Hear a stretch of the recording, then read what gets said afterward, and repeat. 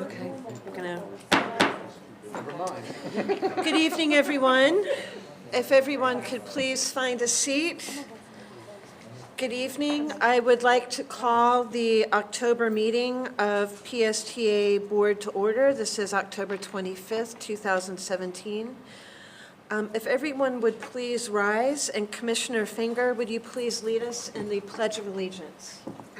I pledge allegiance to the flag of the United States of America and to the republic for which it stands, one nation, under God, indivisible, with liberty and justice for all. Thank you. This is an evening meeting, and as you all recall, according to our bylaws, we have at least one PSTA board meeting a year that meets in the evening to accommodate those who want to come address the board and the evening hours work better for them. I appreciate everyone coming to our meeting tonight, and we will give everyone the opportunity to speak who wishes to. Right now is the opportunity for public comment on the consent agenda or for any other topic not on today's agenda. So right now, if you want to speak on the consent order or any other topic not on today's regular agenda, please fill out a green card and get it to Rachel up front. You have 3 minutes, and right now I have 2 cards. The first card is Ms. Deborah LaKenta. Good evening. Good evening, everybody. My name is Deborah LaKenta. I'm the Director of Transportation at Neighborly Care Network. I'm here what I'd like to do is thank Henry Lukasik, the Director of Maintenance, for all of his support during Hurricane Irma. He was able to allow Neighborly Care Network Transportation Department to purchase a valuable commodity from PSTA, fuel. We are able to continue to provide service to the elderly residents of Pinellas County with group shopping prior to the hurricane and give support to Pinellas County Emergency Management with the evacuations of special needs clients to the shelters. Neighborly Care Network and PSTA are both part of the emergency management for Pinellas County.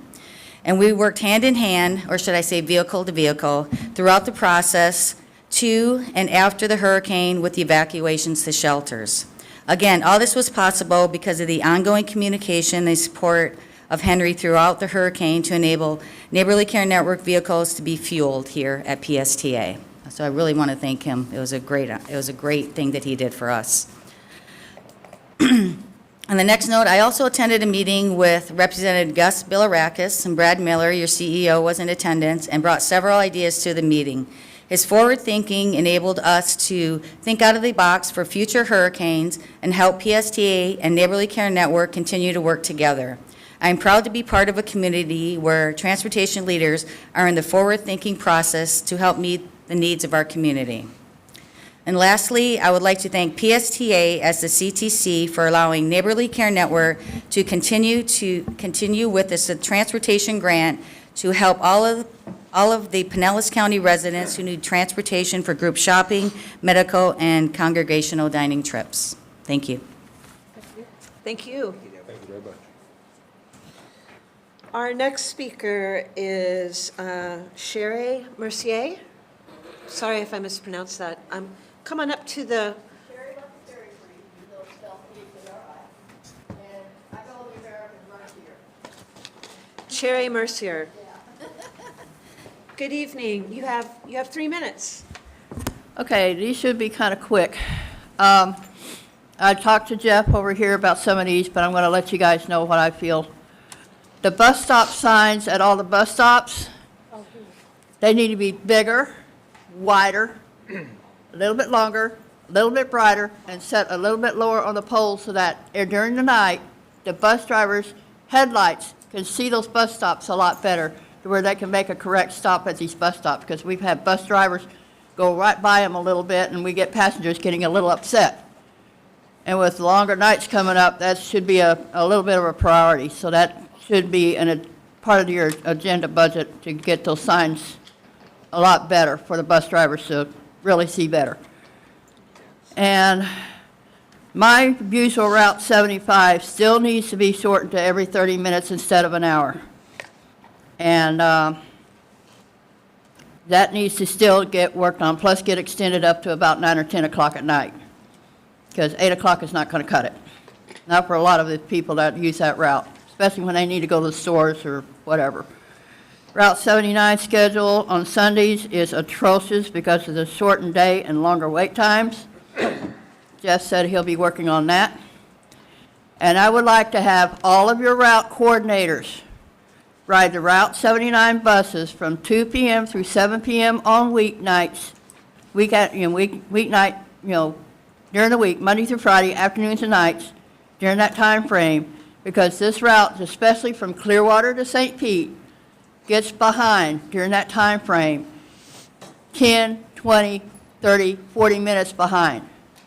And it frustrates the people that are waiting at these bus stops that have already certain times on it, because apparently the route coordinators still do not get it. That time frame between 2 and 7 is very crowded with school, the snowbirds coming down, and we got the holiday season coming up, and it's going to get worse.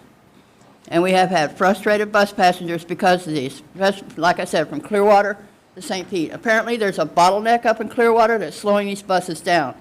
So these route coordinators need to be on the buses all 5 hours, from 2 to 7, to get a good idea, especially from Clearwater to St. Pete, to get the time frames down a lot better at all of these bus stops from there, from going southbound. That will eliminate these buses running late. And you might have to add maybe 1 or 2 buses to the route during that time frame to accommodate the time frames and everything. So that's what I wanted to let you guys know on this, because it's getting frustrating with that 79 from Clearwater to St. Pete during those afternoon, nighttime hours, and it's not very nice. Because you got a lot of angry people, and they're going, how come you're so late? Supposed to be at Park Boulevard and 66th Street at a certain time. Okay. And you're 30 minutes late. Thanks. If you see Cassandra back there, I think you've already spoken with her, but you see Cassandra behind you. Cassandra, raise your hand. If you could talk to Cassandra about the issues about Route 79 and the other comments, she'll be happy to work with you on your commentary. And like I said, I've already mentioned it to Jeff, and he said he's going to be working on it. Excellent. And Jeff, too. You guys know, so you will be aware of the problem. We got it. Thank you. Okay, any other public comment cards? Seeing none, we'll move ahead to our first presentation. And our first presentation is on leadership PSTA, which by its name, it does exactly that, and invest in the future leaders of our agency. And anyone here on the board who values lifelong learning and the value of investing in our employees, I think will quickly see the value and the impact of this program to PSTA. So without further ado, this will be presented by PSTA Staffing and Development Manager and one of the co-leaders of Leadership PSTA, Trish Collins. Take it away, Trish. Thanks. Good evening, Chair Rice and esteemed board members. I'm really excited to be here and talking to you about our successful first year of Leadership PSTA. Oh, speak into the mic. I'm really excited to talk to you about our first successful year of Leadership PSTA. As you recall, we developed PSTA's first formal leadership program last spring through Brad's vision and the strong support of the board. This program is part of our long-term succession planning strategy, with the idea being that we're developing strong leaders throughout the organization. So as we have future inevitable leadership changes, we're prepared with a pool of ready talent to step forward and be considered for those important roles. And at the same time, we're empowering our high potential employees to perform at a higher level today in the roles that they currently have. We opened nominations last fall about this time, and we had a tremendous response. We selected our first group of students, and we welcomed them with a kickoff celebration where they were inspired and supported by our entire executive management team. and their journey through our 10-month program began in January of this year. The class experienced a rich curriculum of activities and learning opportunities that were designed to expose them to new ideas, new tools, to meet and learn from distinguished leaders both inside PSTA and from our community. And they were given opportunities to put their new learning into practice through individual and group projects that are leaving tangible, lasting results both inside our organization and out in the community. I am so proud to present to you our graduating Leadership PSTA Class of 2017 graduates. They have excelled in this program and really shown the development and the growth that we knew that they were capable of. I would like to present to you Diane Randall, Risk Manager, Andy Girton, Systems Engineer, Ashley Handy, Media Liaison and Public Information Officer, Heather Sobush, our Planning Manager, and another classmate not able to be here with us tonight, Barry Michael, our Mobility Supervisor. I also want to recognize our very own Tamika White, who facilitates the class instruction and has guided the group through this 10-month program. Can we have a round of applause for all of them?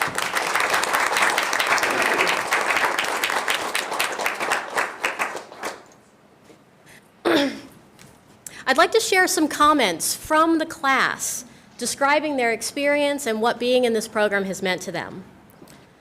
As a result of Leadership PSTA, I'm using delegation strategies to prepare and develop my employees for their future advancement opportunities. With the skills and techniques learned in the Leadership PSTA program, I had the confidence to suggest to my manager taking on a more challenging role. I'm now a more strategically collaborative employee and contributing to a higher quality of work coming from my department. I've learned to be a greater partner to my project stakeholders. This is exactly the kind of outcome that we wanted from this program. We also asked the participants' managers to evaluate the growth and development that they saw in their direct reports as they went through the program. We did this through continuing conversations, but also formally at a mid-year program evaluation. We measured 10 targeted skill areas that our curriculum focused on, including leading direct reports, making decisions, strategic awareness, influencing others.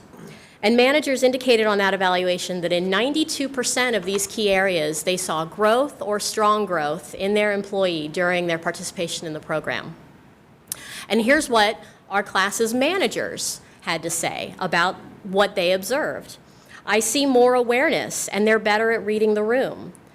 They've shown incredible growth from the program and are proactively finding opportunities to step up and take charge and get others mobilized. He has stepped up to resolve issues between direct reports without me having to get involved. It's building his confidence that he can handle it. She's using the lessons right away. I see her better able to manage some challenging personalities. That sounds like success to us. Whoa, what happened here? Here we go. All 5 of the participants in this Leadership PSTA class of 2017, sorry, I think I'm missing a slide here. They have all advanced their careers within the past year, either through promotions or specific growth opportunities. Heather Sobush has just been promoted to be our planning director. Diane Randall has been promoted to become the first ever joint manager of risk management for both PSTA and HART. Barry Michael has earned his DOT third-party tester certification, which means he's now able to serve as a backup CDL tester for our safety, security, and training team. Andy Girton is now managing IT aspects of key information technology projects. And Ashley Handy has an upcoming promotion to communications manager, and she's just been accepted into Leadership Pinellas. So we're excited to build on the success of our first year, and we've just completed selection for our second year of the program. And I'd like to introduce those folks to you right now.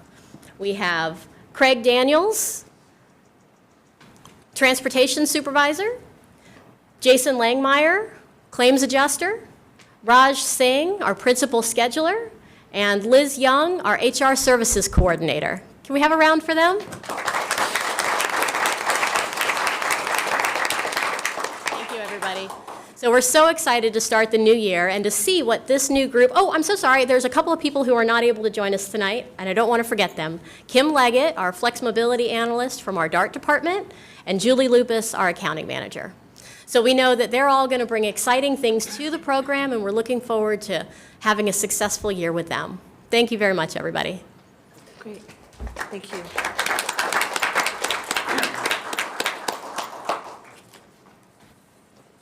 Well, that's a fantastic report, and a big congratulations to everyone sitting up front here. Congratulations on your year finished with the program, on your promotions. You guys really do shine at PSTA, and a congratulations to the incoming class as well. And great work, Trish. Thank you. Thank you. Okay, our next item on the agenda is item 4A. And I'd like to recognize our new incoming board member, Vice Mayor of Tarpon Springs, Mr. David Banther. Hello, welcome. Thank you. Welcome. We're glad to see you, and welcome aboard. Thank you very much. Great. And reappointed to the PSTA Board is Pinellas County Commissioner Dave Eggers. Also reappointed are Beaches representative from North Reddington Beach, Richard Bennett, and our Secretary Treasurer representing from the inland cities from Bel Air Bluffs, Commissioner Joseph Barkley. So congratulations, everyone, on your reappointment. Thank you. And welcome back. Okay, so committee updates, 5A. We'll start with the Transit Riders Advisory Committee with our chair, Gloria Lepic-Corrigan. Thank you. Good evening, Gloria. Good evening. Good evening, Chairman Rice, Mr. Miller, and esteemed board members. The PSTA track meeting was held on October 17th. And first, I'd like to thank board members Bill Johnson and Josh Schulman for attending our meeting. We hope that you enjoyed it. We loved having you there. Thank you. Oh, can you, you still can't hear me? Can you talk into the, yeah, there. Is that better? Yeah. Yeah. Okay, sorry. The only action items on this month's agenda were to approve our September meeting minutes and the track committee schedule for 2018. We then had a number of information items. First, Brad Miller shared the latest PSTA ridership statistics for fiscal year 2017 from 2016, showing a loss in total rides, but also he outlined for us how these numbers varied by routes and by types of riders. And he then explained that the downturn in ridership is a transit agency trend across the nation due to lower gas prices, increases in car sales, and more affordable transit alternatives like Uber and Lyft. But he also addressed some of the ideas that PSTA has been considering to respond to these trends. For example, considering lowering some fares and implementing service adjustments. Then Cassandra Borchers described the service adjustment process that the planning department goes through 3 times a year to fine-tune the routes, increase the ridership, and increase on-time efficiencies. Ms. Borchers shared the information on routes 444 and 58, which are currently under scrutiny for recommended adjustments. The committee had a few comments and questions, and we all voiced our support for the well-planned actions by PSTA. And then Heather Sobush reported on plans to ensure the continued success of the TD Late Shift program. The pilot program, as you know, provides transportation for TD riders, up to 23 free rides on Uber, United Taxi, or Care Ride from 10 p.m. to 6 a.m. to and from work. Ms. Sobush explained that as a part of the new grant and in order to sustain the program, a new price structure of $20 for a monthly bus pass, 25 free late shift rides, and, 1 urgent TD trip will be introduced in January. None of our current track riders participate in the TD program, but one of them said that this program would have been a great help to her in a prior job, and so everyone was very interested in what was going on with that. And then the meeting concluded with Whit Blanton from Forward Pinellas presenting a broad overview of the state of regional transit planning in the Tampa Bay area.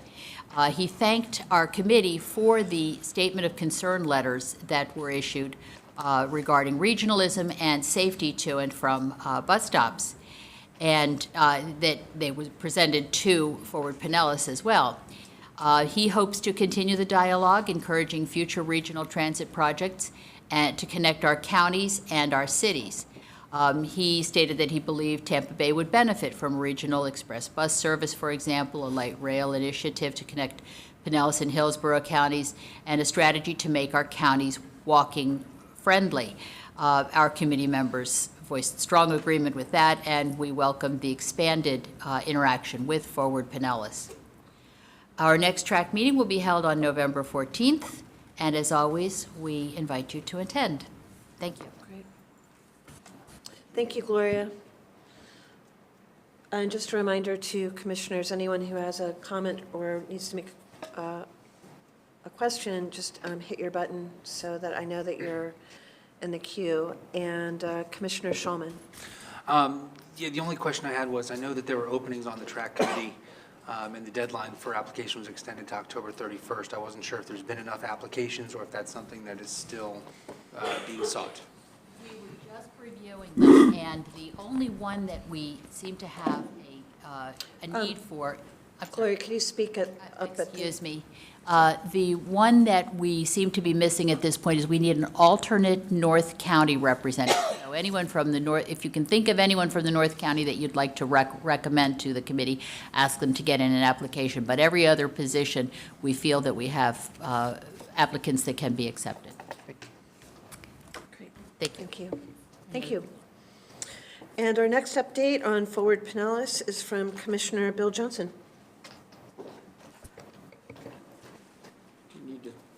We got it? Oh, thank you. Thank you, Madam Chair, and I'm happy to report on the Forward Pinellas October 11th meeting. At that meeting, newly appointed FDOT's District Secretary, David Gwynn, introduced himself to the board and spoke mostly to 4 subjects.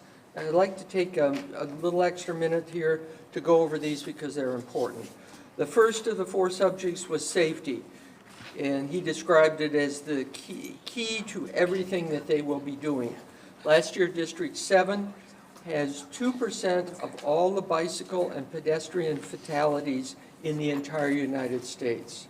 So it's a very serious issue here, and it also affects not only those who were fatally injured, but those who were injured in some other way. The second area was community. FDOT has a responsibility to be a member and a partner with the communities they serve. They want to hear from the community. They want to find win-win solutions where we can get the most of the solution that we need for mobility and safety, and do it in a manner that doesn't have as much impact on some of the communities as maybe in the past they have had. The third area was interstate solutions. And he described this as to get something going, including BRT express lanes on 275 from the Gateway area down towards St. Petersburg. So that was welcome news, as that's been one of our strategies to try to provide BRT service, express service all the way down into St. Pete. And the last of the 4 areas was the Regional Premium Transit Plan, but he cautioned that we need to figure out how both the state and the local governments can provide the needed funding for their share of this project. Still, he announced that FDOT had set aside money for the next portion of the study, which is the PD&E phase. Also at the Forward Pinellas meeting, District Director of Transportation Bill Jones presented an update on the Howard Franklin Bridge Plan, which includes 4 general use lanes, 4 express lanes, 2 in each direction, and a separated multi-use bike path. Transit can be accommodated in the planned express lane area, and should light rail be the chosen technology, the northbound bridge would be expanded to accommodate 2 replacement express lanes to the outside of that bridge, and converting 2 of the express northbound lanes to rail operation. The FDOT staff announced plans for an operational improvement that will add 1 additional lane in each direction at the interchange of State Road 60 and I-275 in Tampa. That's where the airport cutoff is, and Memorial Highway comes in. Moving on to a different subject, several board members who attended the September 28th Transportation Technology Forum that was sponsored by Forward Pinellas discussed the event and the technologies presented. Presenters at the forum discussed various technologies in transportation, including a presentation by our own Cassandra Borchers on the evolution of transit and transit technologies. Chairman Maroney asked for an update on the technologies in the spring. The Forward Pinellas Board also approved the Transportation Disadvantaged Service Plan, which includes detailed information about the TD program. The Forward Pinellas also announced it is launching a new program that is intended to incentivize planning that creates great places and reinforces the principles in the countywide plan. The program will award a total of up to $50,000 to local governments. Applications are due by 5 p.m. on December 16th, and that's for planning and placemaking grant. In addition to the Forward Pinellas meeting, I understand there was a meeting of Forward Pinellas' School Transportation Safety Committee recently, which Commissioner Josh Schulman represents PSTA on, as well as Commissioner David Eggers. I'd like to invite Commissioner Schulman to add any comments related to public transportation that came out at that meeting. Thank you, Commissioner. The School Transportation Safety Committee met on October 4th, and the main pertinent item that was brought to the attention during the hazardous walking condition update is is Senate Bill 118, which is going to be in the upcoming session, which changes the safe walking zone for schools from 2 miles to 1.5 miles. The main impact there being that Pinellas County Schools would be transporting by bus 30% more students at an annual cost of $10 to $15 million per year. They noted that they currently don't have enough bus drivers for the buses they have already and for the routes currently. I bring that up here because even though we had a pretty lengthy conversation about difficulties in the past in implementing some changes, the school system may be at a tipping point with providing that transportation, and PSTA may be able to provide an alternative. It was also interesting to learn, although many board members may already know, is that Clearwater Fundamental currently has a transportation option that includes PSTA. So clearly there is an ability to use PSTA to help transport students, and if this Senate bill passes, it may be something that we have to look more closely at and partner with the schools better. Thank you. Thank you. Did you want to comment on that? Okay. Thank you, Commissioner Schulman, and thanks. Commissioner Schulman told me about it earlier. We have had a very long relationship with Clearwater Fundamental and provide thousands of student rides. I've had conversations over the years and with the school district, and this may be an opportunity. We'll monitor the bill and reach out to the school district again. So, Brad, as this evolves, this may be something that perhaps we bring back to our legislative committee to take a look. Maybe there's something that we could draft or some letter of support. I do think it's an opportunity, Chair and Brad and Mr. Schulman, because, in most of our other large metro areas in our country, the public bus system is used to transport students back and forth to school. And it seems to me that, I know there have been concerns about safety and all of those type of things, but at a pretty minimal cost, you could put a security guard on the bus and ensure the safety of the students, and overall reduce the cost in our public school system. And I don't need to say anything further, but I know if you go to New Orleans, it's kind of neat to see the young children getting on the trolley every morning and at the end of the day, riding up and down in their little uniforms, going back to school, and they're little kids. So same in New York City. So it is about the culture in our community and doing what we can to change the culture here, to rely on public transportation. I know we have a long way to go, but it's the beginning. Great. Brad? Speaking of that, speaking of changing the culture, at your places is an invitation to a little ribbon cutting that we'll be having next week at the at Finance Park, which is a entertaining event that the Pinellas Education Foundation and the school district put on for all 8th graders. Go through there, where businesses in Pinellas County, including now PSTA, will be there as the 8th graders come in. They're given a role as being a person that either has a lot of money with no kids and lots of fun, and they can buy a Mercedes-Benz from Crown Automotive, or maybe if they're given the task of being a $20,000 per year mother of 6 children, that maybe they might go over to the PSTA option. When my 8th grader went through, the PSTA option wasn't there, and I had to sell these kids a car, because they put me at Crown Automotive, so we got to work on getting a PSTA option for many of them. So if you're in the neighborhood, 3:15 to 4:30 on Thursday, check out our little booth there to try to change the culture of students of the future. Great. Thanks, Brad. So our next item, our next committee update is our T-BARTA update, and we'll hear from our T-BARTA representative, Vice Chair Commissioner Long. Thank you, Chair.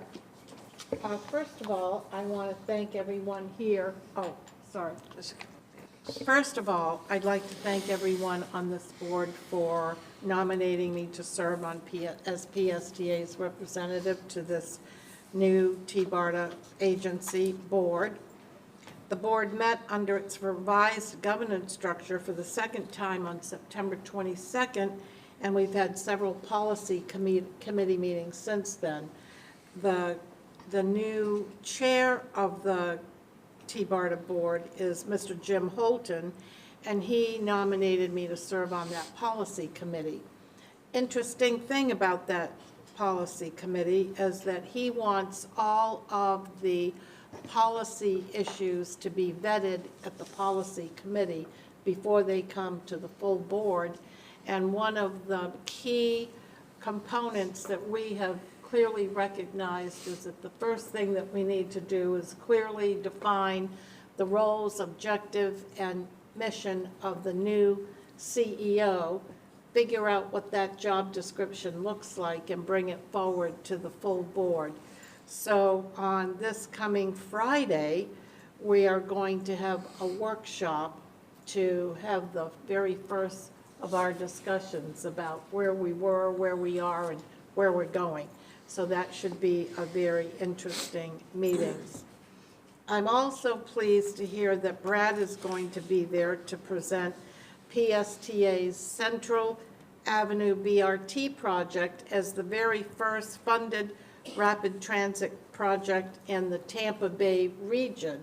I'm excited about that because it's the first time that the federal government has ever given our region that kind of an opportunity, and so I think it says a lot about all of us. Our Central Avenue project will be the very first project as part of this larger region-wide system that we are trying to work on and improve on our transit corridors. And we'll also be receiving a presentation on the larger premium transit study that is a longer-term vision of what we're going to be working on. But I mean, it's exciting that our project is going to be number one, no matter what. So with that said, it's expected that this new T-BARTA board will, between now and when the legislature comes into session, promote and probably help sponsor some new funding mechanism to help sustain this new agency into the future as it provides a regional-wide tourist development plan, as well as ongoing operational funding. To that point, on the Pinellas County Commission, yesterday at our workshop, we had for the first time a discussion about should the bed tax statute be opened up by the legislature, we would be poised to discuss using for those counties that have reached the high impact threshold, Pinellas is one of them, we would be allowed to use a portion of those funds to appropriate towards tourist transportation solutions for our region. So that's kind of exciting because it's a new thinking outside the box. So please stay tuned because there's a lot of exciting things going on.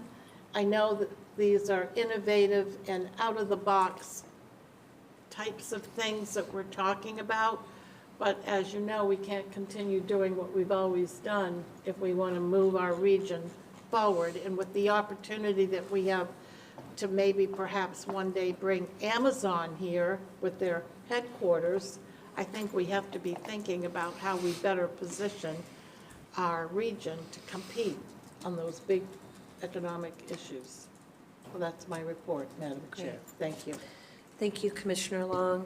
And just a note of appreciation and gratitude to Commissioners Johnson and Commissioner Long for your commitment and service on MPO and T-BARTA. It's a lot of extra time, and you guys serve PSTA so well, so thank you.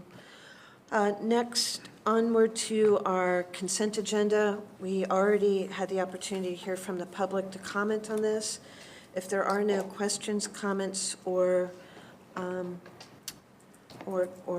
additions, I will ask for a motion to approve the consent agenda. Move approval. And a second? Second. Okay. Seeing that we have a motion and a second on the floor to approve the consent agenda, Rachel, would you please prepare the voting system?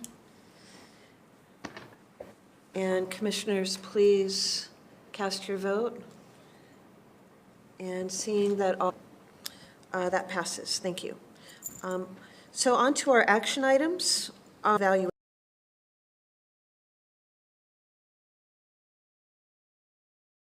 system. This is something that we have discussed quite a bit at the committee and at the board level. And our CEO, Brad Miller, is going to lead us with the presentation.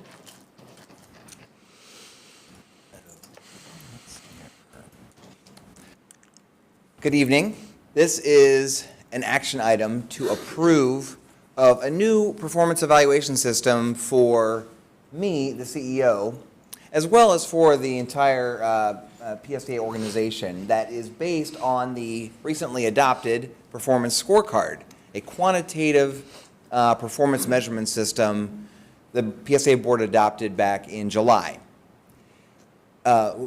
Last month, we had our consultant, TransPro Consulting, give a presentation to the board, and we received a lot of good feedback from you about maybe different ideas on how to maybe improve it a little bit, and we have been able to incorporate some of those suggestions into what you have in front of you today. Again, the idea is to tie the quantitative results of the performance scorecard, which measures our top priorities that the board has adopted against quantitative measures to see if we're successful, into the evaluation system. This would change, from the PSTA board's perspective, the way you evaluate the CEO a year from now. Next spring, I will be presenting to you a evaluation survey instrument that looks very similar or exactly like the one that you filled out this past year, those who you were on the board, which is, as you know, a sort of subjective evaluation of meeting the goals and objectives of our Path Forward strategic plan. But a year from now, we will have tallied up the quantitative results of our performance over the current year we're in now. We're going to be presenting that every quarter to the PSTA board, and then presenting it as a final scorecard at the end of the year. And that will comprise 50% of the overall score that I, as a CEO, receive. Same thing for the rest of the employees. They will also see and know the results of the overall scorecard, and that will make up a portion of their evaluation. So I put in your packet, and if you could put it up on the screen, a sample of how this evaluation form might look. One of the comments that I think Mr. Tornga and some other folks mentioned was we want to make sure that this is not overly complicated so that the employees and board members and myself can really get value out of it. And we have. We've actually simplified it so that as you can see, there's really just two sections. These two sections, neither section will be actually completed by a board member. The top section, as you can see, is our balanced scorecard, our 5 strategic goals of community support, financial stability, customer satisfaction, employee engagement, and commitment to performance.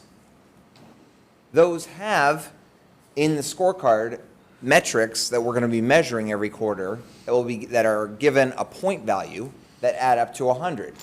So every quarter we'll have a score of how well we're meeting our 5 goals. This example is we did pretty well. We got a 92. So you and I will both know that 50% of, in this example, 50% of the evaluation will be based on that 92 out of 100. I'm giving this presentation in a very positive way for my staff behind me because, of course, they are the ones that do all the great work of PSTA, so it's really up to them whether I get a 92 or I get a lower, some other number. In addition, then, for the bottom half of the evaluation, board members will be asked to fill out a questionnaire, similar to the ones that you've done in the past, probably shorter.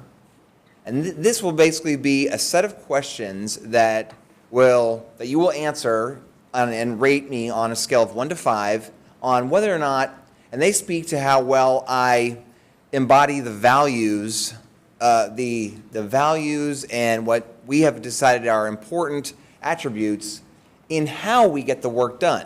The top part sort of identifies whether or not we met our mark and got the work done. The bottom part is whether or not we embody the values that we prioritize at PSTA, like good communication skills, trustworthiness, inclusion of all members of the community and board, motivating and promoting and inspiring the employee workforce, those kind of questions. Each board member will fill that out and rate the CEO on a scale of 1 to 5, and then, like we do now, the average of all 15 board members will populate that bottom half. So out of 20 points for each area, the average of all the board members will fill in that for a total of up to 200 points. We might actually scale this down so that maybe it equals 100 points, because I think that might be a little bit easier. But the math will just be a little bit different. But essentially, half the evaluation will be based on this adherence to the PSTA values, and half will be based on the balanced scorecard. So the action for you tonight is simply to adopt this, which our bylaws do require, that the board approve the format in which the CEO is evaluated. the bylaws don't really say that the board has to adopt the way the rest of the employees have to be evaluated. I guess that could be any way, but I'm hopeful that you will approve the action item that's in your packet, because that speaks to how we are following this new performance scorecard, and that all the employees will be, at least in part, based on quantitative measures of success against those goals. It really has been already a very empowering process for the organization to go through. I love our Leadership PSTA program, and I love Trish and Tamika for leading that, but what I really love is that the class that just graduated took this on and has already, sort of like doing the work for us and getting our organization ready to start collecting all this data and putting this all together. So they know about it, but I think an action by the board tonight to approve this as our plan moving forward would be a great thing. So I'd be glad to answer any questions, or wish you luck on getting a 92. Any of our board members have a question or a comment? Well, I have a comment. Commissioner Long? I just wanted to say that to everyone knows that we've worked quite hard on this for a very long time, and it's nice to see that it's finally coming to an end and we can move forward. Good job. Thanks. And I'd like to second that as well. We've been working on this a long time, and I think this is a great way to capture and measure the right actions to help keep our CEO accountable and the board accountable as well. So do we have any public comment on this item? Okay, seeing none, I ask for a motion to approve PSTA's organizational scorecard. So moved. And a second? Second? Okay. And seeing that we have a motion and a second on the floor to approve PSTA's organizational scorecard, Rachel, would you please prepare the voting system? And let's see, it looks like we're short one person. Nope, there we are. It passes unanimously. Thank you, everyone. Our next 19 replacement bus purchase. And hello, we're going to hear a short overview from Debbie Leas. Good evening, Debbie. Thank you, Chair. As many of you might know, we just came back from FPTA today, and it was amazing. And one of the things we learned is transit is going to be progressing over the next 10 years like we've never seen over the last 80 years.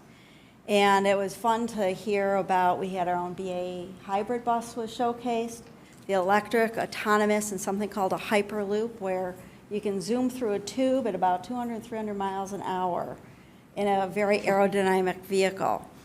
So I only bring this up because we're always looking forward, and right now we are looking forward to the fiscal year that we just started. So thank you, Board, for passing the budget, and staff is busily working on that, including the action item that's before you tonight.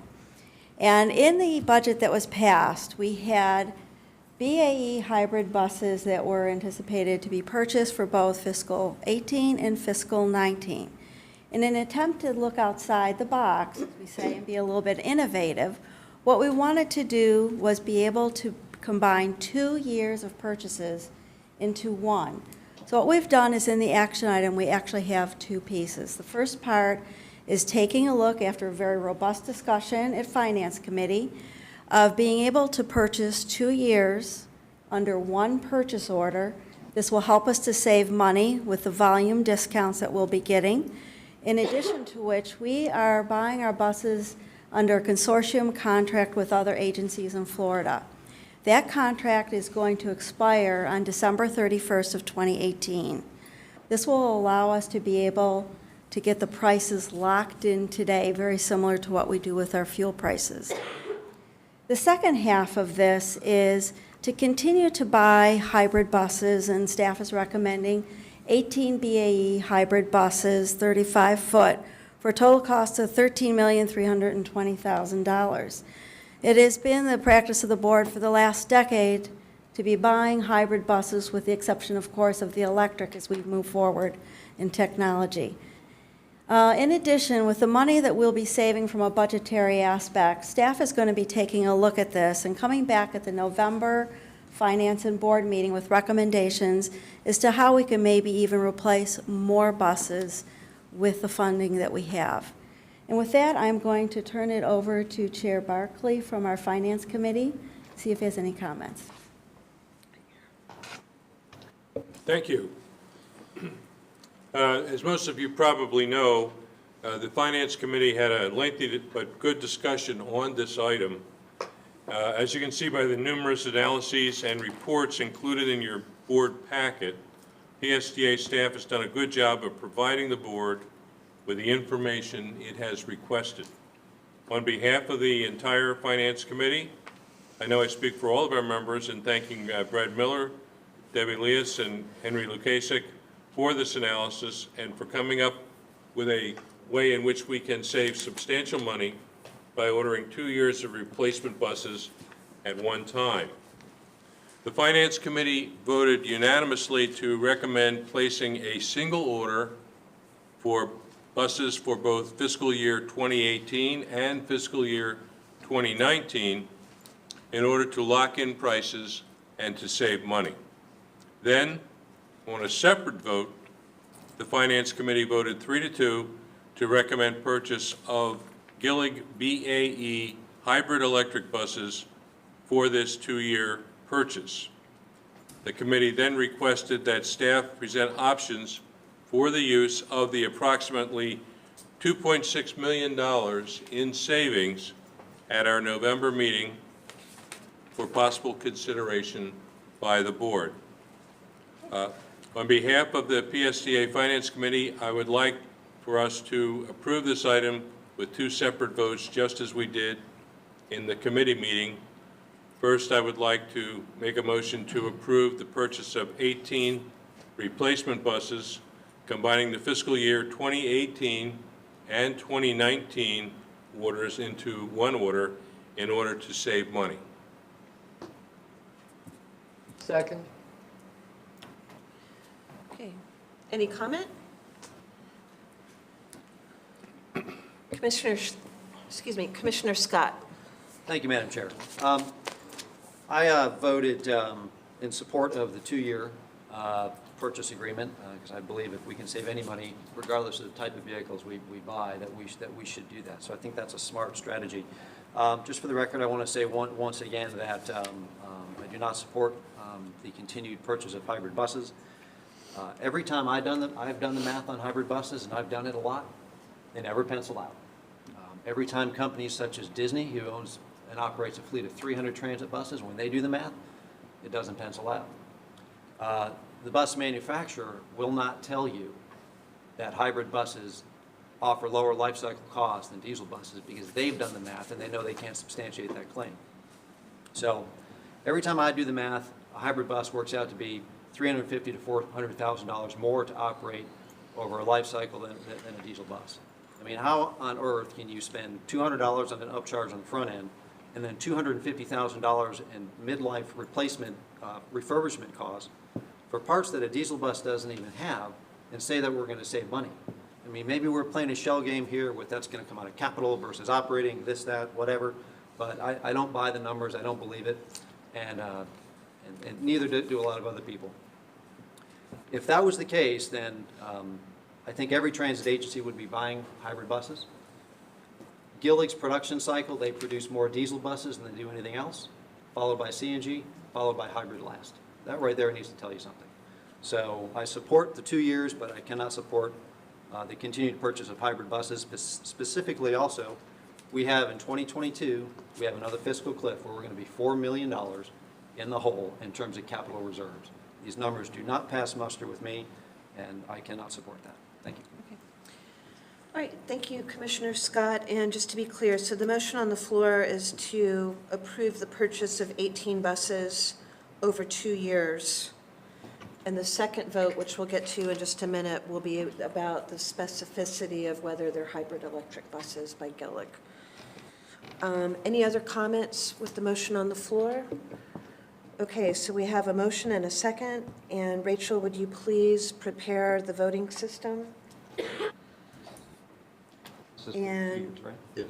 this is to combine fiscal year 18 and fiscal year 19. Okay, everybody's voted. So that passes unanimously, 14-0. Thank you. Secondly, Madam Chair, thank you.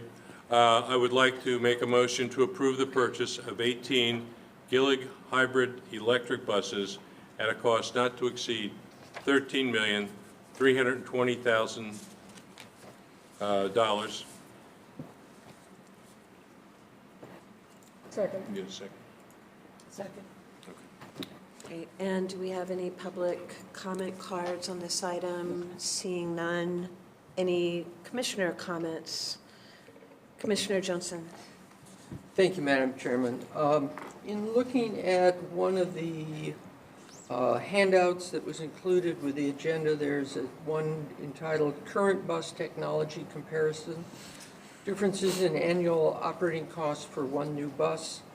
And the way I'm reading it, the total annual operating cost for a hybrid is $35,000, whereas a diesel is $42,000. And that includes the fuel and the maintenance costs. So I'm kind of missing, where is the additional cost for the hybrid? Is that not in these numbers? Does Henry, would you like to take that question? Are the additional costs referring to the midlife overhauls? Well, one of my fellow commissioners up here said that the hybrid would be more expensive than the diesel over its lifetime because of some extra parts that have to be replaced midstream. And I'm just kind of looking at this handout and trying to relate it to the numbers I see here. Yes, the midlife overhauls are factored into the cost per mile. If you look at the chart, you actually see that the maintenance costs to operate the hybrid electric are more than the diesel. Where the savings comes into play is the fuel economy. We estimate that a diesel bus will get 4 miles per gallon, and a BAE hybrid electric will achieve 6 miles per gallon. The hybrid electrics we're running right now on some of our routes have actually achieved 6 miles per gallon. So the savings running a hybrid electric comes from the increased fuel economy. And so the $35,000 annual operating cost is the annual operating cost averaged over the entire life of the bus, is that correct? No, this is... The maintenance, and let me ask that again. The maintenance cost of $18,500 is the average annual cost over the life of the bus, including those special replacement parts. I'll take that in two parts. This chart shows the annual operating costs for one bus for 1 year. Right. The cost per mile, the estimated cost per mile, the 37 cents for the hybrid electric, factors in midlife overhauls. It's an all-encompassing cost per mile. Okay, so if I go up to the line that says total annual operating cost, $42,000 for diesel and $35,167 for a hybrid, that includes the cost, the extra cost for the hybrid unique parts that are used at some time during the life of the bus. Yes, yes, the estimated costs per mile factor in an average over the 12 years so that we can compute what it would cost per mile for each year. So are you aware of the number that was quoted that Gillig sells more diesels than hybrids?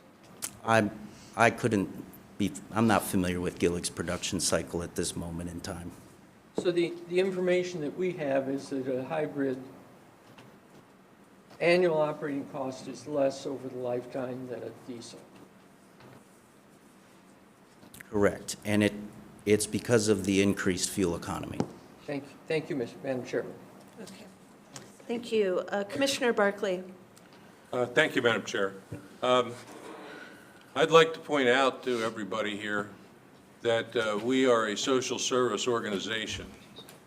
And part of what we do is to demonstrate to our population that we serve that we are doing the best things for our environment, for enhancing technology, and for being a leader in terms of technology for transportation.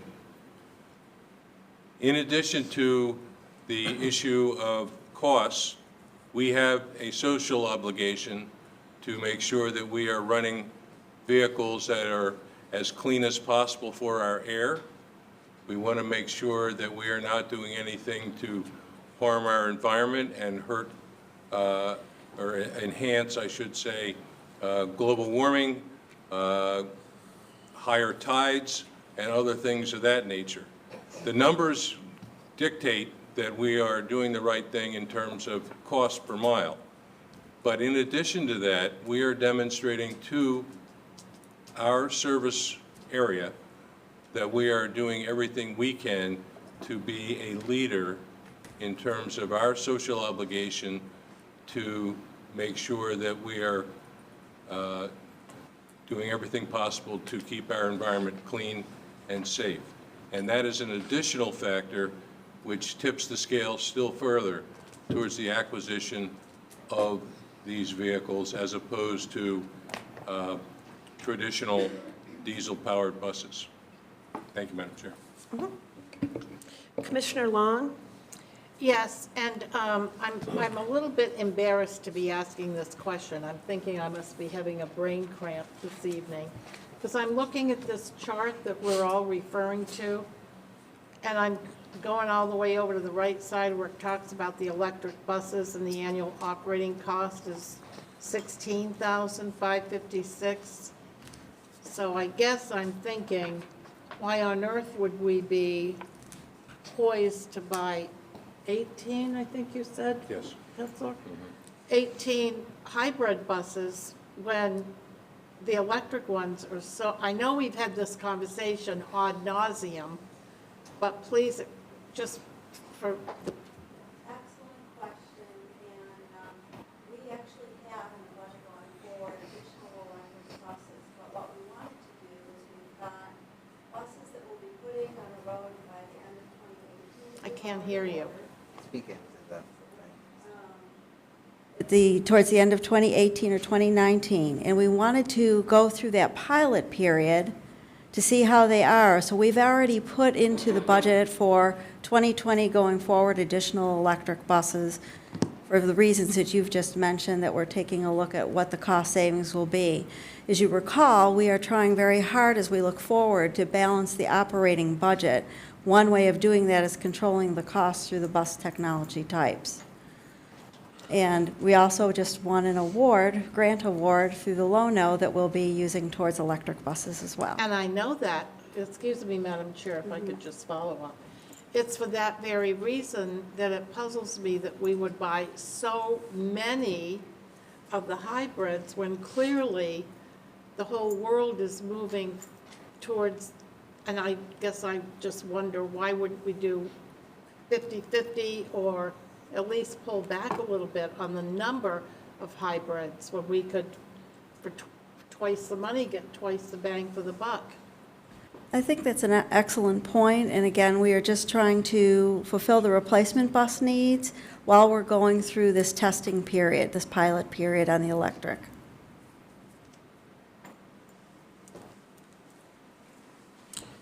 Okay, next we have Commissioner Eggers and then Commissioner Scott. Thank you, Madam Chair. Yeah, I'm just going to make my comments brief. Again, we're going back to the conversations that we've had over the last few years about balancing the environmental, the social, and the fiscal aspects of our decisions. And social has always been pretty much referred to as what we do for our riders in terms of providing numbers of buses that are out there doing more trips. So what do we do for our riders? And the environment is the environment, and the two aspects of that environmental analysis has always been what we're buying, the comparisons, and also the number of less attractive buses that are already in the fleet that we can get off the road sooner. That's an environmental benefit that we don't ever factor in. We could have had more of these bad diesels off the road right now had we gone down that road to purchase. And the fiscal impacts, I mean, I look at a $7,000 difference over 15 years, compare it to the $200,000 or $250,000 difference of the upfront cost. When you do a net present value, it clearly on a fiscal part tells you to buy the diesel. When you do it with the electric, there's an even greater difference. To Commissioner Long's point, I do think that has almost more merit as long as the technology of the electric is where it should be, than even looking at the hybrids. So it'd almost be like, let's move by diesels until that electric technology is ready, and then switch into that immediately. I think we have a chance to buy more buses, get more buses on the road, get more of the bad buses off the road, and all of that together, to me, just makes the right sense. I'm not the bus expert, but it sounds to me like there's an awful lot of work that supports that decision as well. Thank you. Thank you. Commissioner Scott. Thank you, Madam Chair. I just wanted to clarify, this is not a fully allocated cost per mile, correct? Parts and labor. So it's parts and labor. So it doesn't include the upfront capital cost, so it doesn't include the additional $200,000 to purchase the vehicle. And during the Finance Committee meeting, it was stated that the midlife overhaul was going to be capitalized. So it was not going to be an operating. So does that number, that 37 cents per mile, include that or not? Yeah, when we put these numbers together was before we ever had the idea of being able to put the midlife overhauls into the capital budget. So it does include the midlife overhaul? It does 37 cents per mile? Really? If you say so. I don't buy it, but if you say so. Okay. Sorry. You done? Thank you. Okay. Commissioner Johnson? Thank you. I just pulled out my calculator and did a little bit of math, and I've come up with something that I didn't have in the Finance Committee.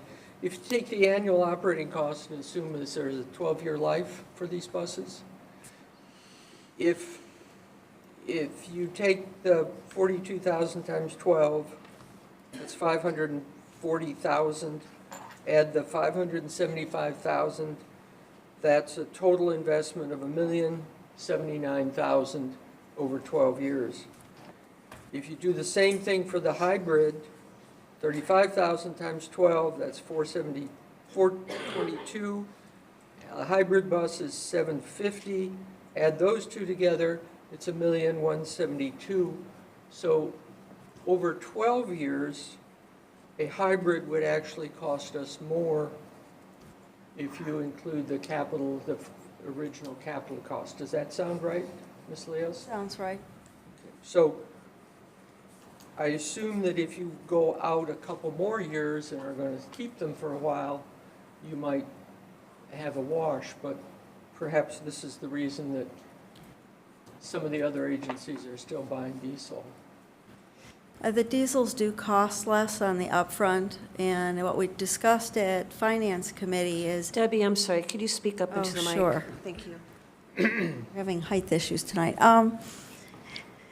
The funds that we have for the capital purchases cannot be used for operating. So, to everyone's point, I can use more money to perhaps buy another bus.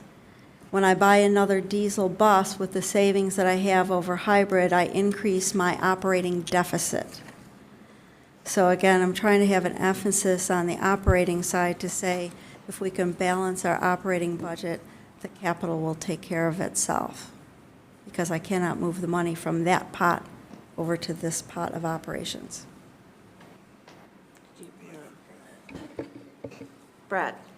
Members of the board, as many of you who have been on the PSTA board for a while now know, and I know certainly enjoy this continued discussion that we've been having. Just to lay the groundwork, I think there are 3 things that I would identify that have changed over the last 3 years since we've been having this debate. 3 things that we as staff have sort of changed our thinking on how to present this to the PSTA board. Number 1 is that, I forgot what the third one was. Number 1 is that we decided to capitalize and create this program to do a midlife overhaul of these buses. We knew that we were not going to have the funding to be able to replace our buses, especially the huge slug of buses that's coming up on time. So we knew we were going to have to run these buses much longer than 12 years. And when we first presented it to you, those of you who were on the board a few years ago, remember we talked about a cliff that we were going to go over because we didn't have enough money and we needed to buy buses that and keep the buses in working order, and they were going to get very old. Well, then Henry did a great job of coming up with this idea of doing a midlife overhaul. It was not my idea, it was his idea. And now he has gone through, and his staff have done a great job of retooling the fleet with new engines and transmissions, the most expensive, important components of the vehicles, on a very nice, gradual, organized way, which leads to the second thing that has changed. As you have seen every single month, and we've been presenting and thanking Henry for, the miles between road calls, or quality of our fleet, has been improving for our customers. I was very worried a couple of years ago that if with an aging fleet that the quality of the fleet would go down, that the buses would break down more as they got older, but Henry has proven me wrong. Henry continues, thanks in large part, I think, he would agree, to the idea of an overhaul, to allow the buses to run longer, but they're also running more successfully without breaking down. Every single month, he seems to break his own record, and it keeps getting better and better. The third thing is, Debbie, our financial genius, came up with the idea to capitalize some of these expensive maintenance items and put them in the capital budget. Now, we still do have a capital budget problem, but what we presented to you this year in the budget, which is a little bit the third change, is this idea that we as a board need to be focused on the operating budget, having an operating expense equal operating revenue.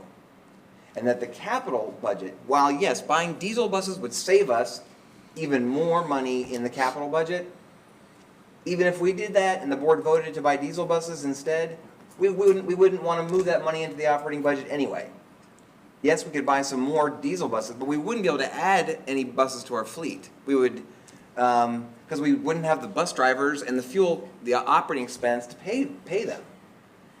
So we're really trying to keep the capital budget separate from the operating budget. So when we present to you this analysis of that the operating savings are there with the hybrids, that's to help balance our operating budget. And yes, we are trying to come up with any possible way we can extend the dollars we have in our capital budget, and that is why we're using this capitalized maintenance, and that Henry is doing these overhauls to have these vehicles run longer. But those are some things that have changed, and quite frankly, this is not the same presentation in PowerPoint that we've talked about every year. It has been modified. In November, it's going to be modified even more. We've done some more in-depth analysis on Commissioner Egger's question about whether or not, because I think it's a really good question, which is more environmentally friendly, to replace the more older buses or to buy these new hybrid buses? And I think we're not there yet, so you don't have it yet, but you'll see it in a month on that question. But for some of the new board members, I hope that maybe helps, and just I recognize that the presentation has changed over time, but essentially the issue is still the same. We want to replace the buses in our fleet on a regular basis. we're going to do some analysis, but we don't necessarily want to get into the same situation that we did, where PSTA did 10 years ago, where we got a huge earmark from Congressman Bill Young, and we bought 46 buses, more than 25% of our whole fleet, in 1 year. We wouldn't want to do that. We want to string them out on a nice, even basis as well. Thank you. Commissioner Schulman. Thank you, Madam Chair. I don't want to belabor the point that's already been made, but if we are doing an analysis, and given the life cycle of the buses, we do need to be mindful of the fact that diesel prices estimated to $2 per gallon are not necessarily likely for the entire life of the bus. And it was only 4 years ago where it was $3 a gallon. And so we're talking about thousands of dollars difference in fuel costs per bus across the entire fleet. So while I appreciate, just a raw calculation of what these numbers are, if we're going to go back to a net present value calculation, then we have to do an inflation-adjusted calculation to get back to the right number, which would make that number much higher and a better comparison. And I asked this at the Finance Committee meeting. I think one of the things that would be helpful as we investigate the environmental impacts are, what are the emissions from these different buses?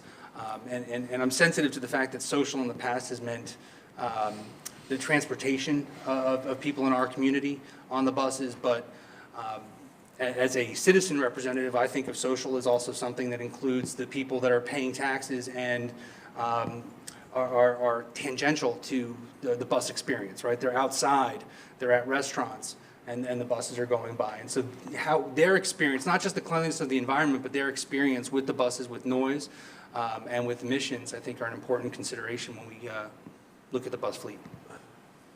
All right. Thank you. So I know we have a motion from Commissioner Barkley to approve purchasing 18 hybrid electric replacement buses from Gillig at a cost not to exceed $13,320,000. Did we have a second?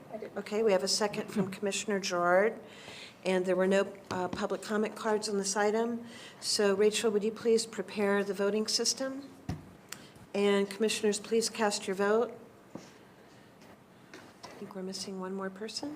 Yeah, that's me.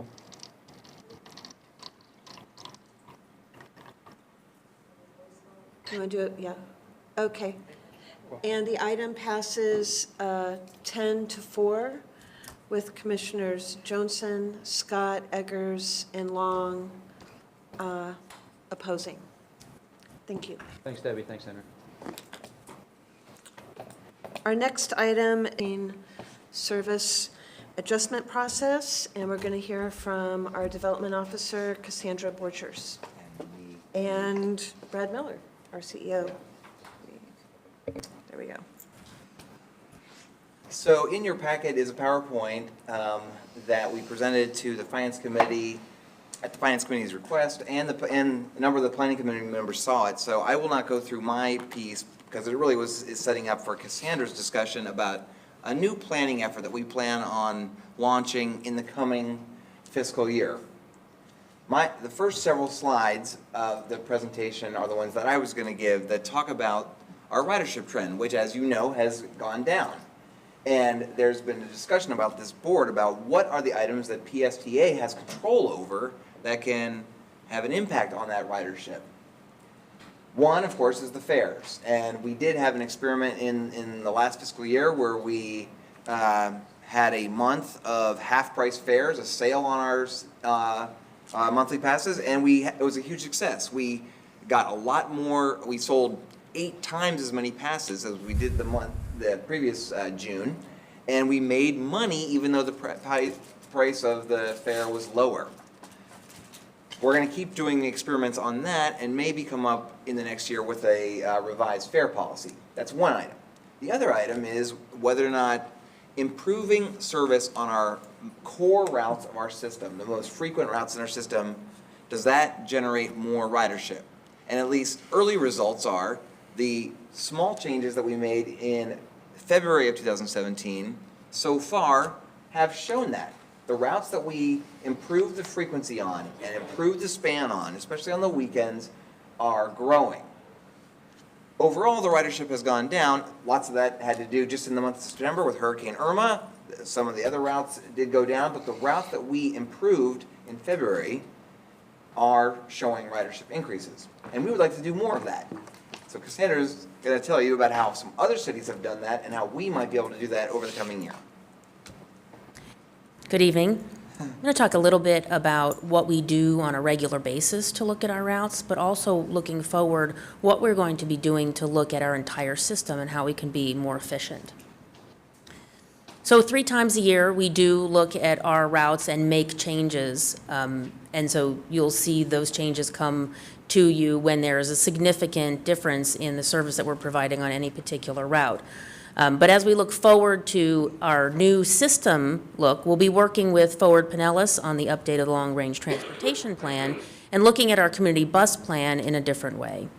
We'll be examining how other cities have looked at the core system and how they've made these route adjustments and either stabilized their ridership or increased their ridership.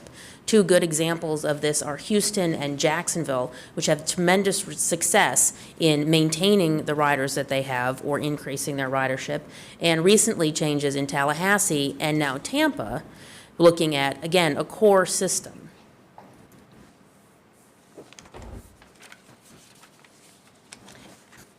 So we do look at a number of data points in our system, including how people are using the system, and when we look at routes and we would like to make a change, we actually do go out and ride the route. For some routes, we make significant changes. We will ride for an entire week and look at every single run that that bus does, speaking to every single rider. In other cases, we'll do a sampling of the route. Something that's different than last time we had this discussion is we now have our Direct Connect system in place. Last time we talked about going to a core system, there weren't as many alternatives. And since then, we've started the pilot in Pinellas Park, we've expanded to 8 zones around the county, and now we're planning to go to over 20 stops around the county early next year to expand that Direct Connect. This gives people that option of first and last mile. We are nationally recognized as an innovator in this space. We've been receiving awards and a lot of recognition for the work that we've done in partnering with transportation network companies and using resources that we haven't traditionally used. I'd like to talk about 2 specific routes that we'll start to look at in depth over the coming months, and these are changes that we could be making now in order to improve other parts of our system.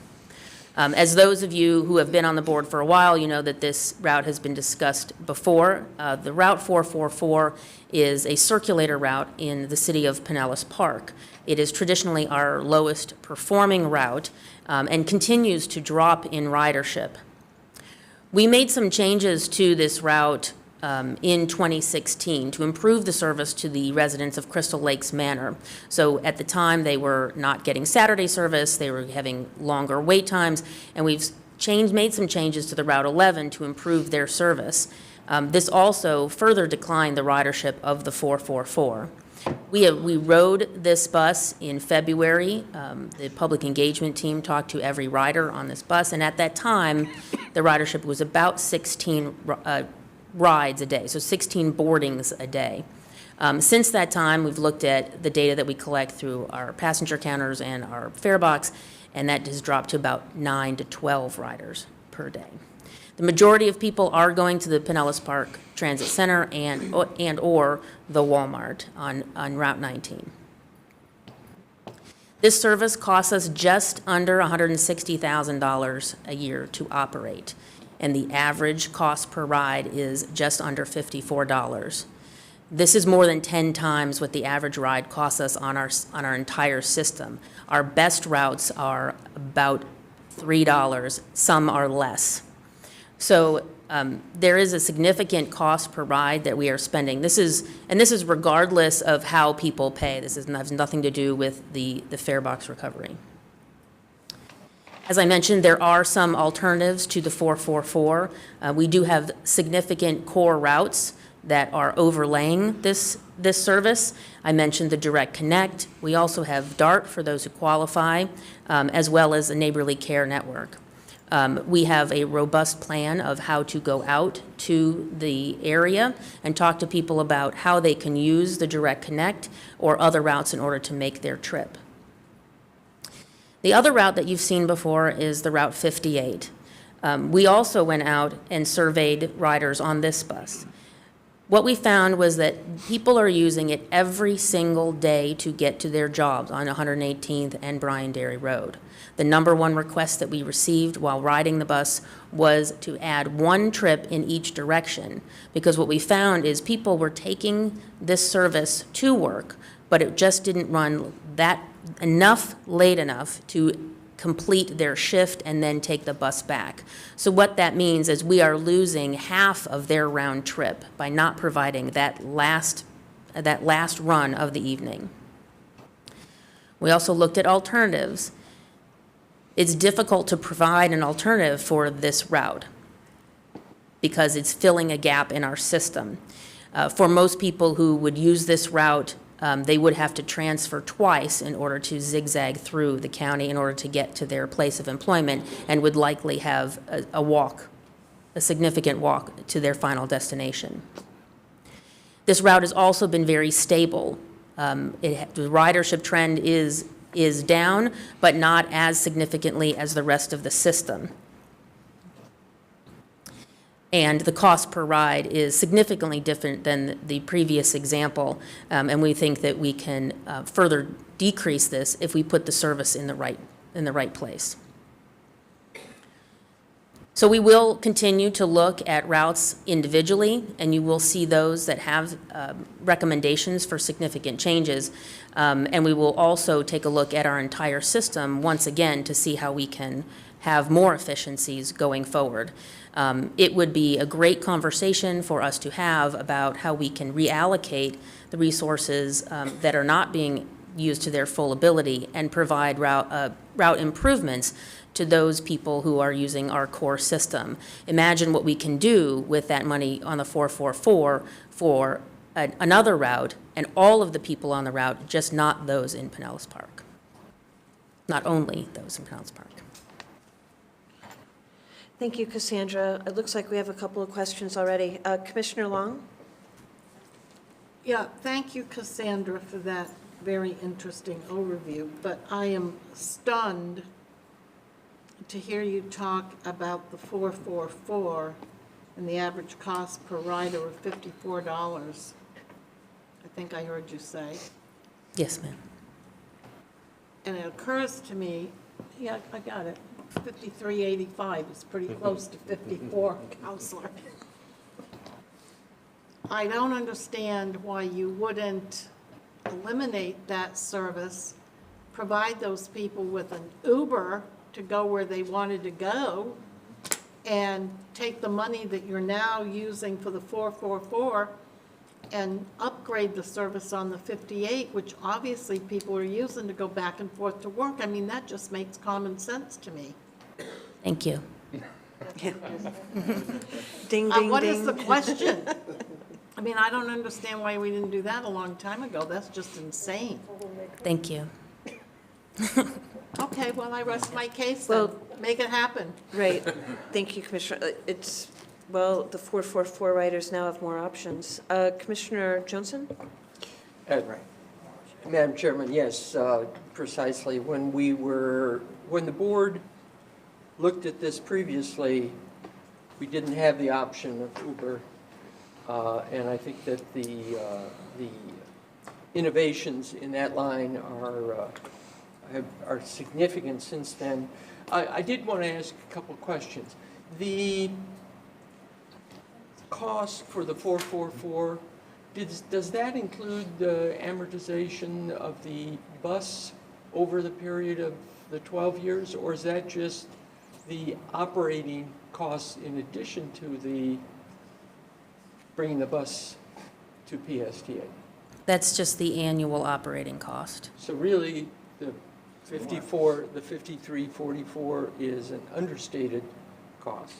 The other thing, we have created a TD late shift program for transportation disadvantaged folks, but we don't have a late shift arrangement for customers that might ride a regular bus and then take Uber home. Is that correct? Yeah, I'm trying to. If I understand reconcile the question correctly, then yes, that's correct. So. Late is relative. Do not have. Yes, we do have the TD late shift program, which is for eligible TD clients to get to or from a place of employment between 10 p.m. and 6 a.m. I'm just trying to do some brainstorming. Yes. Thank you. Did you want to comment? Okay, well, thank you, Cassandra. We do have some decisions ahead, and hopefully this one for the board will be a little bit easier now that there are options to present to the people that will come to the public hearing from Pinellas Park. So, thank you very much. Our next item is our reports and correspondence. Brad, you want to update us on what's in our board packet? Yes, I would. So in your packet are the regular reports that we provide every single month on ridership and our contracts, which we provide to you quarterly.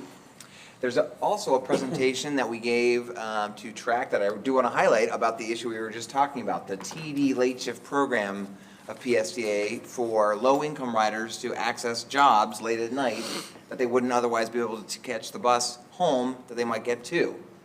I'm really excited about this because last night, a little bit after this time, 24 hours ago, we won the Innovative Transit System of the Year Award from the Florida Public Transit Association for this program. Yeah. Thanks to our awesome planning staff for coming up with it. We want to keep this program going. We did receive a grant. It's funded right now from a grant from the state DOT, the Commission for Transportation Disadvantaged. But that grant is going to run out.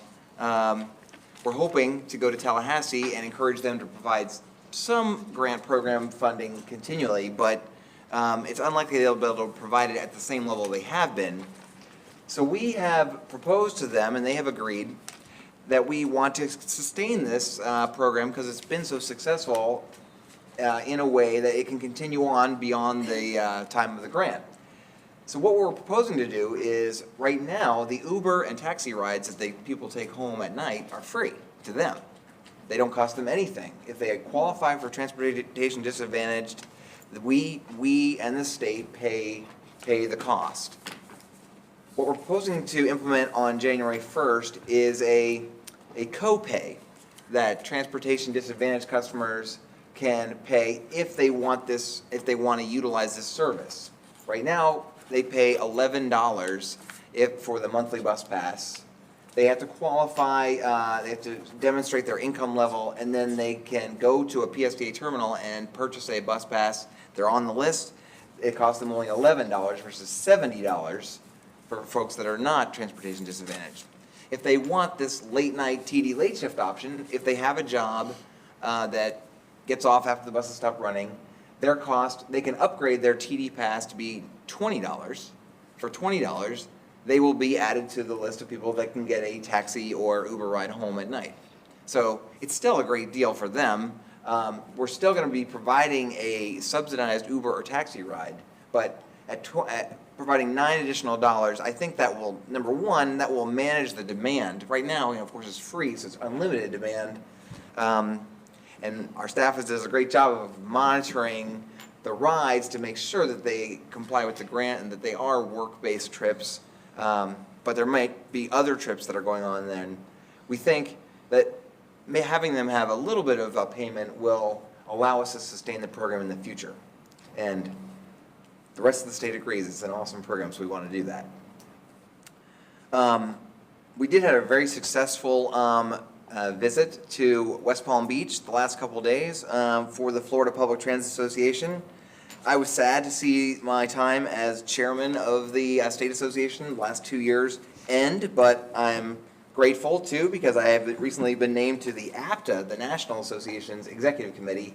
So my obligations will continue, just on a different way. In addition to winning the Most Innovative System of the Year award, we won several other awards. We won our second safety award in 2 years.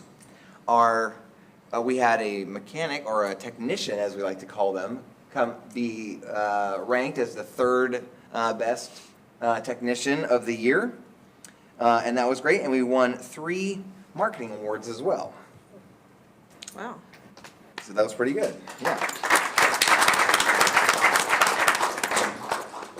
Last thing I'd just like to update the board is congratulate Jeff Thompson back there, who recently celebrated his 31st anniversary as being a PSTA employee. He's our transportation manager, so he is over all of the operations, and he's been doing a great job for a very long time. So we're grateful. And don't retire anytime soon, please. Thank you. Okay. Thanks, Brad. Seeing no other business, do we have any comments from our board members before we adjourn? Commissioner Johnson. Thank you, Madam Chairman. This has been a great meeting. I'd like to extend my welcome again to David Banther for joining us. It's always good to see new people on the board, and I'm well aware that I'm going to be rotating off next March. Reflecting on the comments that I mentioned earlier about the FDOT secretary, where he was talking about the premium transit project, I really think we need to have a business case for premium transit and refine that business case and discuss it openly in open forums around the region so that we develop grassroots support for that project. I can report that at a presentation that Scott Pringle made today to the Forward Pinellas Technical Committee, that he did include one chart in there talking about the business case, so we're making some progress there. I would also report that I learned from that meeting that an unfortunate situation that FDOT is pushing out by 2 years the pedestrian overpass at Harn and US 19. You recall that was a intersection that DOT kind of said, oops, we forgot that there were people crossing at that stoplight when there was a stoplight there. Now there's no stoplight. So they came back and said, yes, we can do a pedestrian overpass there, but because they now have to acquire some right-of-way to put that in, it's going to extend that out. And I guess my apologies to our bus riders that would be able to use that. So thank you, Madam Chairman. Okay, thank you. Commissioner Eggers. Oh, I'm sorry, Commissioner Scott. Thank you, Madam Chair. And then Commissioner Eggers. Great meeting. I want to thank Debbie and Henry and all the staff for all the time and effort they put in today. I'll be brief. You know, I'm not trying to be difficult about the bus purchases here, but when you take a $250,000 midlife overhaul and you divide that by the life cycle of a bus, which is 500,000 miles, you come up with 50 cents a mile by the way I do the math. So I'm just saying, I'll leave you with that thought. So I want to bring up what happens after 2022 when we're $4 million in the hole for capital expenses or capital reserves. So one cost component of PSTA that has always concerned me was our personnel expense. Our adopted 2018 budget has, I believe, 61% in there, and we always bounce between 60 and 65%. So in the private sector, that's about 40%. So I dug into that number a little bit deeper. And what I found was the ratio of employees to revenue vehicles, the PSTA is 3 to 1. Okay, so for every bus, we have 3 employees supporting that bus. I also belong to a benchmarking group, similar to what PSTA does. And the average of the benchmarking group that I belong to is less than 2 to 1. So that suggests that PSTA is potentially overstaffed by 200 people. So I dug into that a little bit deeper. And another thing I found that really concerned me was that since 2013, the number of PSTA full-time equivalent employees has risen from 599.5 to 650.8, while the maximum vehicles in service at any given time has actually decreased from 179 to 178. So our total number of actual employees during that time frame hasn't really changed too much. So to me, that means only one thing, and that means a whole lot of overtime is going on. Most of that has occurred since 2014, okay, which is right after green light failed when we said we didn't have any money and we couldn't afford any excesses. After we maxed out the millage rate, and after we've been buying, the most expensive buses that we can pretty much get our hands on to provide this service. So, and the kicker is during that whole time, ridership has been going down. So not only is PSTA already potentially overstaffed by 200 people, the level of full-time equivalence is suggesting that we need to be overstaffed by 250 people to carry less passengers. So that really, really concerns me, and I think that is a very, very big problem that needs to be looked at. So I think we need to be asking some tough questions. What can be contracted out? How about our call center? How about claims handling? What about routes? What can we be combined with HART? I also believe that PSTA should consider instituting an immediate hiring freeze, and I think that every department head should be challenged with reducing their payroll expense by 25%. If we did that, that would add $11 million to the budget that could be moved over to capital reserves, and that would almost eliminate our capital problem in no time at all. Thank you. Commissioner Eggers. Yeah, at the Finance Committee, Brad brought, I can't remember who it was that did the presentation, but we talked a little bit about our June efforts at lowering the price of the pass in half. Yeah. And how our ridership really went up dramatically. And so I think we talked a little bit about exploring that. I think when you have a commodity product like that, I mean, it's not a premium service, just regular bus product. It's more of a commodity product and it's very price sensitive. So you could probably find that price that really would maximize the number of riders that we could have. So I know Brad was going to be looking into that more. I just found it pretty interesting that little drop increased ridership so dramatically, and I think there's something there. And then there was also another analysis that you did that talked about how and I don't, this thing died on me, so I can't look at exactly what it was, but it was, the ridership went down in 2 areas. When you netted it out, it really, in some areas, actually went up. Right. And I can't remember the different categories, but I think that was really significant, and I think something else to explore as we look down the road in the kind of products that we're going to deliver for our residents. Again, responsible products and the right pricing. I think we can get perhaps more people exploring using mass transit. So just a couple of thoughts from that meeting. Thank you. Okay, thank you. Commissioner Long. Thank you, Madam Chair. Brad, I do think that Commissioner Scott raised some very valid issues, and I would like to suggest that they be taken seriously by the Finance Committee to do an overview of exactly what are those issues that cause the numbers to be so skewed, and be prepared to come back to us or maybe to the Executive Committee. I'm not sure where it should land first, for a deeper dive and a deeper discussion, because I clearly remember when I was a state employee working in a very large state agency, the governor at the time imposed, I don't remember if it was a 5% or a 10% reduction in every department's budget. And we had to really, really scrutinize and justify every single employee and every single expense.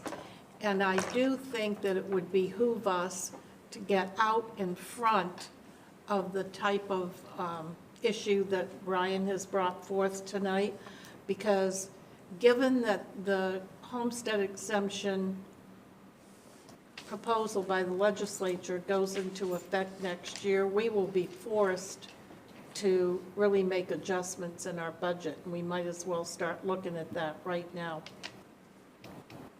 I think. Thank you. Okay, thank you. Commissioner Justice? Thank you, Madam Chair. And my comments are similar to Commissioner Long, that Mr. Scott dumped a lot of information here at whatever time it is at night on us. I have no idea if his numbers are right, or if they're valid, or if there's some other explanation that explains it all the way, but certainly he's taken time to look at those numbers and provide some information, and I think it's worth, at least, at the very least, if we can get those transcribed and sent to us so that we could take a look at it, and certainly for you to have a response for us, I think is appropriate. Okay. And I'd also agree with Commissioner Justice and Commissioner Long's comments that I think that Commissioner Scott did bring up some interesting questions, and we should have the Finance or Executive Committee look a little bit more into them. I think the diversity of this board is good, and it's important, and the more that we really dive deep into those questions, we will have better outcomes and better decisions. I would like to again welcome David Banther as our new board member. I would like to say congratulations again to our graduates of PSTA, of Leadership PSTA, and also congratulations to our incoming class. Brad, thank you again. You obviously are representing PSTA quite well at the national level, so congratulations to your executive board leadership at APTA, and for bringing home an Innovation Award from FPTA, and also just the awards that our staff has been recognized for, from our safety employees, the technicians, the marketing awards. I think we've got some really great people working for us who are doing well with the resources that we have. So thank you, everyone, for your time and patience and engagement this evening. With that, we adjourn our meeting, and our next meeting will be December 6th, 2017 at 9 a.m. All right.